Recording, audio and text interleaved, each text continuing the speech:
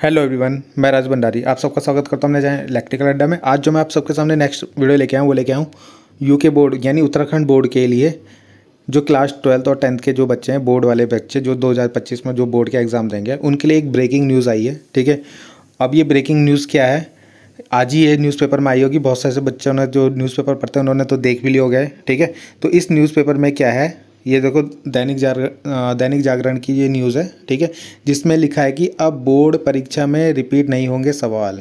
ठीक है, ये बहुत इम्पॉर्टेंट चीज़ है कि पुराने क्वेश्चन जो हैं अब रिपीट नहीं होंगे। ठीक है, आएगा आदर्श प्रश्न पत्र, यानी बिल्कुल एक नया पेपर, नए तरीके का पेपर आएगा आपके पास।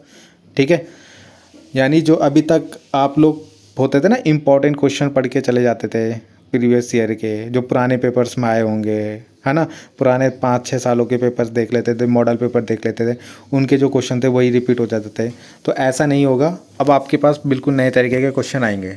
ठीक है, अकॉर्डिंग टू जो आपके बोर्ड है। ठीक है, तो उनके अनुसार क्या होगा, अब नए तरीके के पेपर आएंगे, है ना, रिपीट क्वेश्चन कोई भी नहीं होगा। अब आपको क्या करना पड़ेगा, अच्छे से पढ़ाई करनी पड़ेगी। ठीक है, नए तरीके से पढ़ाई करनी पड़ेगी, पैटर्न बिल्कुल चेंज हो चुका है। ठीक है, अब वो पुराना पैटर्न नहीं होगा।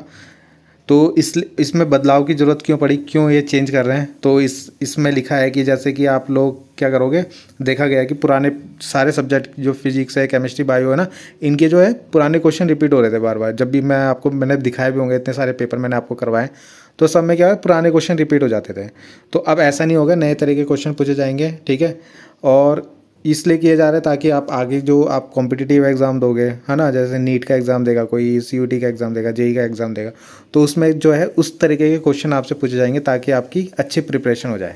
ठीक है, यहाँ पे सब लिखा है, मैं अपने अकॉर्डिंग नहीं बोल रहा हूँ, जो इसमें लिखा है आप पढ़ सकते हो। ठीक है, तो आगे के जो कॉम्पिटिटिव एग्ज़ाम है उसके हिसाब से वैसे ही आपको अपग्रेड किया जाएगा। ठीक है, अब ये जो पेपर आएगा वो आपके मासिक, है ना, अर्धवार्षिक और गृह परीक्षा, यानी तीनों में ही आएगा ये। मतलब तीन अब से ही हाफ ईयरली से ही आपका स्टार्ट हो जाएगा नए तरीके का पेपर। ठीक है, अब पुराने पेपर नहीं चलेंगे, मतलब पुराने तरीके के क्वेश्चन नहीं आएंगे, अब नए तरीके से पूछे जाएंगे, यानी पुराने जो क्वेश्चन थे ना वो रिपीट नहीं होंगे बस। ठीक है, आएगा तो सिलेबस से ही, मगर नई तरीके से आपको पूछे जाएंगे और कुछ एक्स्ट्रा भी इसमें ऐड किया जा सकता है।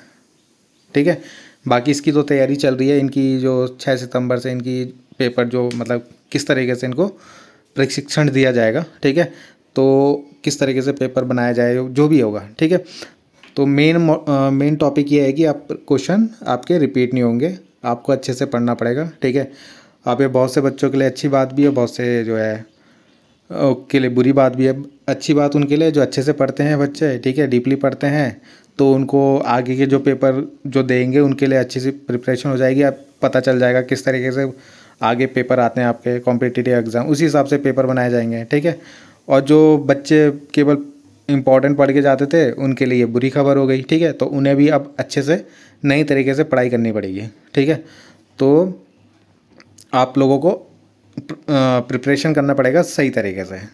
ठीक है,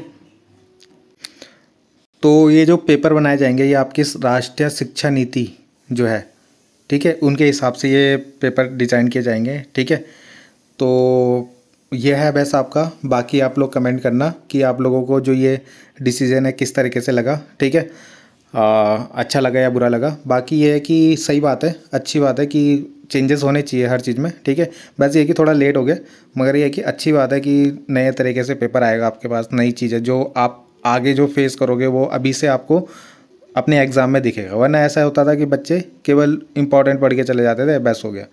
तो इस तरीके से नहीं चलेगा, आपको अच्छे से प्रिपरेशन करनी पड़ेगी। ठीक है, तो थैंक यू।